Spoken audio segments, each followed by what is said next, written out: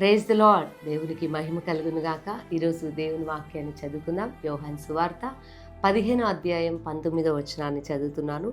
మీరు లోక సంబంధులు కారు, దేవునికి మహిమ కలుగును గాక. అవును దేవుని బిడ్డలారా, మనము లోకానికి చెందిన వాళ్ళము కాదు. లోకస్తులు జీవిస్తున్నట్లుగా మనము జీవించడానికి వీల్లేదు. మనము దేవుని సంబంధులం, ఆయనకు చెందిన వారం. ఆయన మనల్ని ఏర్పాటు చేసుకున్నాడు. దేవుని బిడ్డలారా, మీ కండ్ల ఎదుట చాలామంది లోకానుసారంగా జీవిస్తూ అన్ని ఆచారాలను అనుసరిస్తూ నడుచుకుంటున్న వారు కనబడుతుంటారు. కానీ వారు నడిచిన మార్గంలో నీవు నేను మనం నడవడానికి వీల్లేదు.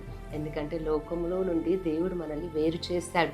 కాబట్టి మనము ఆయన చిత్తాన్ని నెరవేర్చే వారిగా ఎప్పుడు మనము సిద్ధంగా ఉండాలి. ఆయన మార్గంలో మనం నడుచుకోవాలి. అందుకే వాక్యం సెలవిస్తుంది కనుక, దుష్టుల ఆలోచన చొప్పున పాపుల మార్గంన అపహాసులు కూర్చుండే స్థలంలో మనకేంటి పని, మనం ఉండొద్దు అని బైబిల్ వాక్యం సెలవిస్తుంది. ఎందుకంటే మనం అక్కడికి చెందిన వారం కాదు, మనం పరసంబంధులం, పరలోకానికి చెందిన వాళ్ళం. కాబట్టి పరసంబంధమైన ఆలోచనలతో ప్రతినిత్యము కూడా ఆయన చిత్తాన్ని నెరవేరుస్తూ మనం నడుచుకోవాలి. అందుకే నోవాహు దేవుని బిడ్డలారా, ఎదిగో లోకంలో అనేక మంది వారు విచ్చలవిడిగా జీవిస్తూ వారికి నచ్చినట్లుగా బ్రతికారు. కానీ నోవాహు మాత్రము నీతిమంతుడుగా ఉన్నాడు. కారణం ఏంటంటే దేవుని అనుసరించి నేను దేవునికి చెందినవాడను, ఆయన నీతిని నెరవేర్చాలని ప్రతి నిత్యం కూడా తపన పడి తన నీతిని నెరవేర్చాడు ఈ నోవాహు.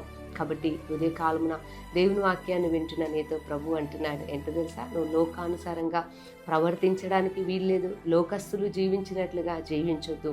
దేవుడు నిన్ను ఏర్పాటు చేసుకున్నాడు. ఆయన ఏర్పాటులో నీవు ఉన్నావు. దేవుని ఏర్పాట్లోనే ఉన్నావు గనక ఆయన చిత్తాన్ని నెరవేరుస్తూ ఆయన ఆజ్ఞలను అనుసరిస్తూ ఆయన్ని ప్రేమిస్తూ నడుచుకోండి.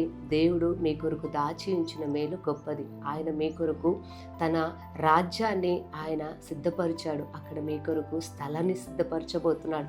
కాబట్టి మీరు ఆయన చిత్తాన్ని భూమి మీద నెరవేరిస్తే, ఆయనలో మీరు నడుచుకుంటే మీ కొరకు బహుమానము దాచిపెట్టబడి ఉంది. అది దేవుడు మీకు అనుగ్రహిస్తాడు. కాబట్టి ఈ మాటలు నమ్మి విశ్వసించి ప్రభుని స్తుతించండి. మీ కొరకు చిన్న ప్రార్థన చేస్తాను.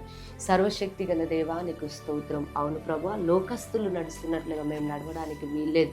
మేము నీకు చెందిన వారమని మరొకసారి మీ వాక్యం ద్వారా మాట్లాడారు. నీ చిత్తమే ఈ భూమి మీద నెరవేర్చి నీ రాజ్యంలో చేరేంత వరకు నీ కృప మాకు అనుగ్రహించమని యేసు నామంలో ప్రార్థిస్తున్నాను తండ్రి. ఆమేన్. ప్రభు మిమ్మల్ని దీవించును గాక.